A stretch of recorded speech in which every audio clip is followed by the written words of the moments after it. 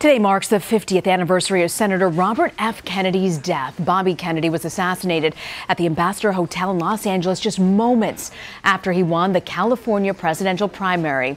A train took his remains to Arlington National Cemetery outside Washington, D.C., with some 2 million Americans standing by the tracks to pay their respects. John Dickerson has the story. I was asleep, and my wife woke me up, and she said, I think Bobby been shot. But it's amazing. 50 years later, it's surreal. John Anderson was a campaign aide for Robert F. Kennedy in 1968 and managed the guest list on the funeral train that day. I was struck by the size of the crowds. Every now and then there'd be 1 or 2 people standing with a flag or sign. It was very emotional. Still is. Also aboard the train, photographer Paul Fusco. He captured the faces, black and white, male, female, young and old, staring into the train window. They're as mixed in age and sex and color and size as New Jersey is mixed. John Malone, who was 20 at the time, stood along the tracks in New Jersey.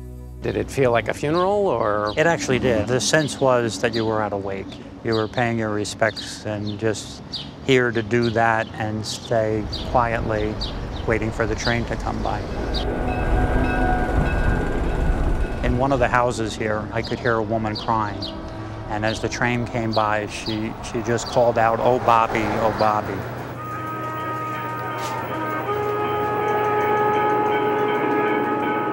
When did you make the decision that you would go watch the train go by? As soon as I knew that the train was going to be coming by this close, I just felt I needed to do it.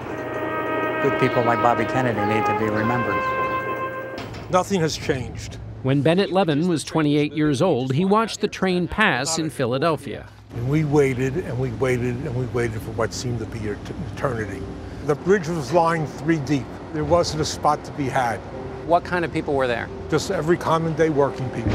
Everybody seemed to turn out. And the crowd, even though the train was hours late, stood there reverently waiting for the train.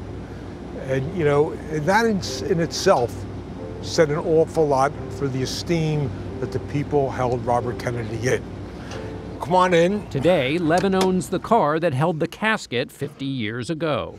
This is where the casket was placed. And because the door is so narrow, the window was removed. And the casket came in, and they took chairs from the dining room, put 6 chairs here to hold the casket. The last car, I'm standing there and I see a lady with a veil. And she's sitting next to a casket that has a flag over it. And it was like, I wasn't ready for that. I just expected to see the train. And here I'm looking at a lady with a veil sitting next to a coffin that's carrying the hope of my family, Black Americans. Police made periodic sweeps up and down the street, tossing tear gas into the crowds. During a year marked by racial unrest, from the assassination of Martin Luther King to riots in the cities, 15-year-old Michael Scott went with his mother to watch the train pass through Northeast Maryland. The fact that he was willing to stand up for people who looked like me, people who weren't privileged, people who worked in harsh working conditions, that spoke to me as a young man. This train was carrying the remains of our last hope. And I think that was felt for everyone that was there. Some of the people here are waving goodbye. Stephanie Lang watched the train in Baltimore when she was 24 years old. She went with her husband and her 2-year-old daughter. I was thinking about Ethel Kennedy, the grief that she was going through to lose her husband. It will soon be approaching the outskirts of Baltimore.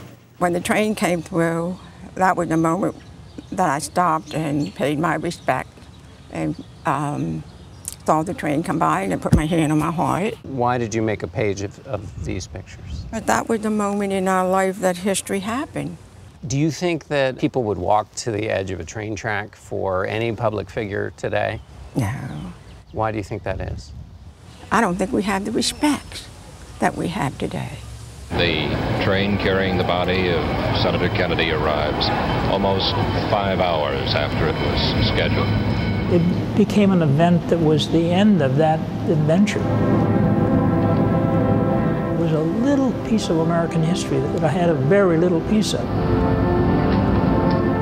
And it also gave me a lot of hope at that moment that there would be a better day.